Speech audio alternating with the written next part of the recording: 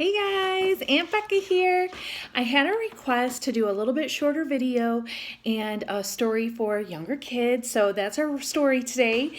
And it's called The Best Seat in the Second Grade by Katharine, Kenah, and pictures are by Abby Carter.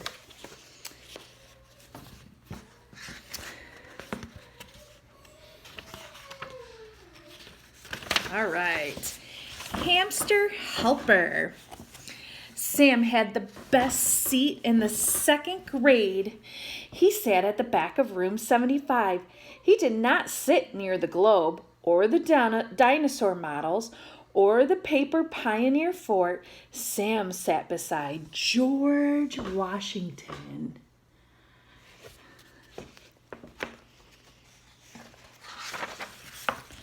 George Washington was a small and round and the color of honey, and he sneezed. George Washington was a hamster. Look, there he is. Sam loved George Washington more than anything else at school. George Washington was Sam's favorite subject. Sam's teacher, Mr. Hopper, asked, "Who knows something about lava?" "It pops out of volcanoes," said Sam, "the way George Washington pops out of his nest." Someone in the front row giggled. "Good answer," said Mr. Hopper. Every Monday, Mr. Hopper picked a new hamster helper. The hamster helper got to feed George Washington. There. The hamster helper got to make toys out of boxes and tubes.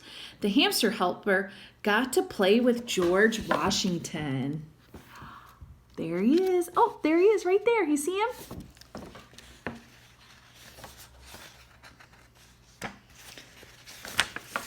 "Please, please, oh, please," Sam groaned. "Please pick me." He crossed his fingers and held his breath. Mr. Hopper reached into the bowl of names. "Miguel," he said, "you are our new hamster helper." "Oh, boy," said Miguel. "Oh, no," said Sam. "It's never my turn." Do you ever feel that way?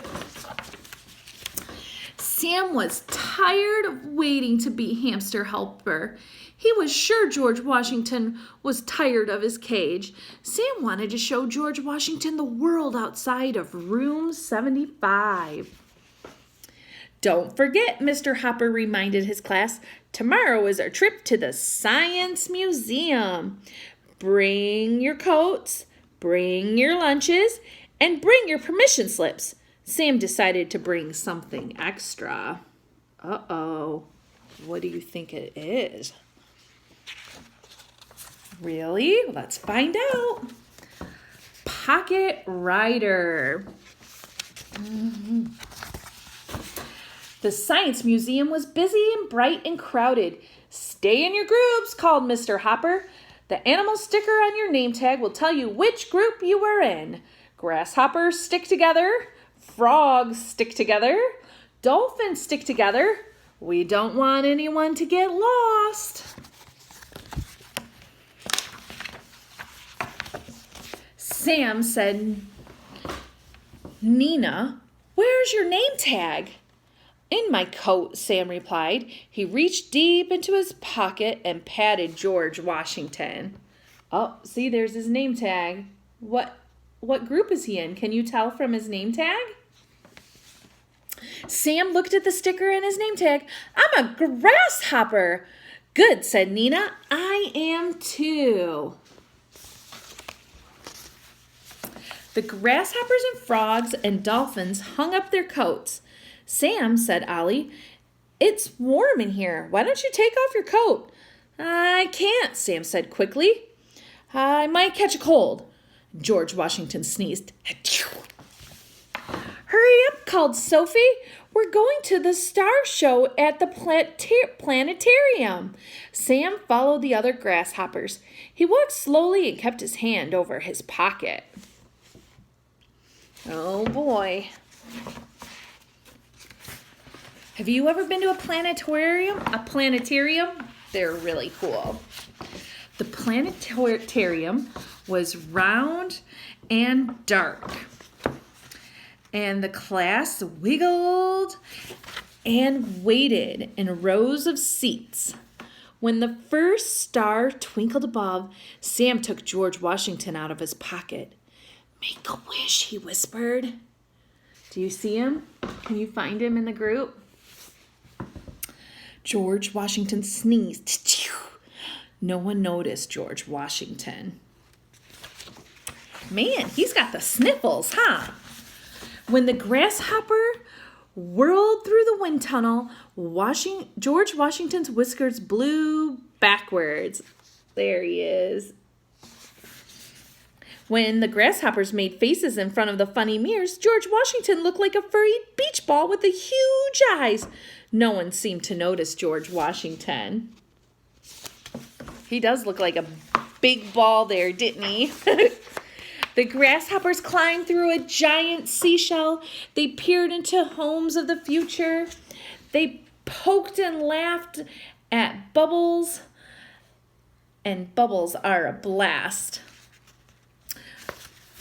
George Washington watched and listened and sneezed. Look at that, all those things that they're doing. How cool. Have you been to the museum? Really? Cool. Finally, Ollie sat on a bench. "I can't walk another step," he said. "I'm hungry," said Nina. "I'm thirsty," said Miguel. "Me too," grumbled Sophia. There they are, the whole class. Sam did not want to eat lunch. George Washington might smell something yummy and pop right out of his pocket. "I'll catch up with you later," Sam said as he dashed down the hall. There goes Sam. I wonder where he's going. "But Sam," called Nina, "where are you going? Grasshoppers are supposed to stick together." The animal zone. Sam ran upstairs and saw a sign for the animal zone. He took a deep breath and said, "Wait until you see what is in here."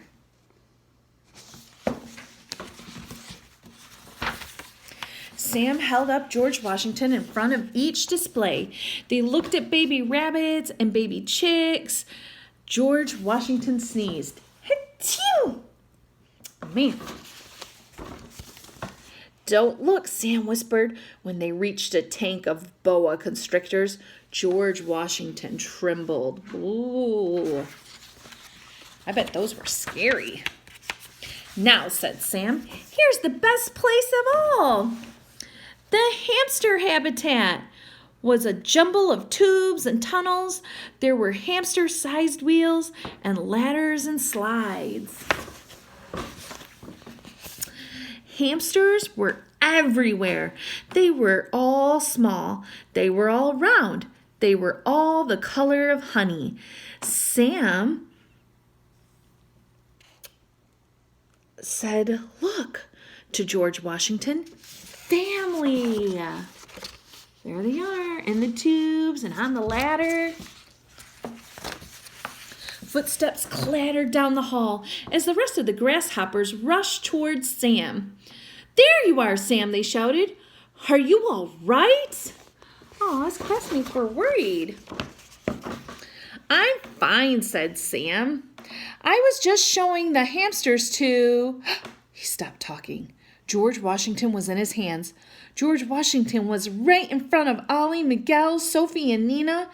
Everybody noticed George Washington. Boy, do you think they were surprised? On their faces, they looked surprised. "Sam!" cried Nina. "What have you done?" Before he could answer, George Washington jumped out of Sam's hands and into the hamster habitat. There he goes. Sam's favorite subject. Sam screamed. He did not move. "Oh no!" Sophie groaned. Ollie yelled at Sam. Nina yelled at Ollie. And Miguel shouted, "Help!" There they are. They sound like they're in a panic, huh? Mr. Hopper hurried up the stairs to the animal zone. The frog and dolphins followed right behind him. "What's wrong?" called Mr. Hopper. The grasshoppers pointed to Sam. He pointed to the hamster habitat. Sam moaned, "He's gone." "Who?" asked Mr. Hopper. "George Washington," mumbled Sam. "He's in there." Oh no. Everybody stared at the sea of busy hamsters. "There are too many of them," said the frogs. "We'll never find him," said the dolphins. "We have to try," said the grasshoppers. Sam's whole class spread out around the sides of the hamster habitat. "Look for something small," said Ollie. "And round," said Miguel. "And the color of honey," said Sophia. And there they are. They're all trying to find George Washington in there. They looked and looked at hamsters climbing and digging, and hamsters spinning and grooming, and hamsters drinking and eating and sleeping. Oh, they're doing all kinds of stuff. Sam stood still and watched one nest shake and tremble like a volcano. And suddenly a hamster popped out of the nest, just like lava. The hamster was small and round and the color of honey, and it sneezed. Achoo! "George Washington!" cried Sam. He reached down and scooped the hamster up into his hands. Nina said, "I knew we'd find him. George Washington is Sam's favorite subject." The next day, Sam carried George Washington's cage to the front of room 75. "I think he might be safer near you," he said. Mr. Hopper smiled. "Good idea." Sam walked slowly back to his seat. "Class," asked Mr. Hopper, "can you think of anything else we should move up front?" "Sam!" they shouted. From the frogs and dolphins and all of the grasshoppers. "Good answer," said Mr. Hopper. "George Washington sneezed." Ha-chew! Sam grinned and pushed his desk to the front of room 75. For the rest of the year, he sat between his teacher and George Washington. Sam had the best seat in the second grade. The end. Thanks for listening, guys. See you next time.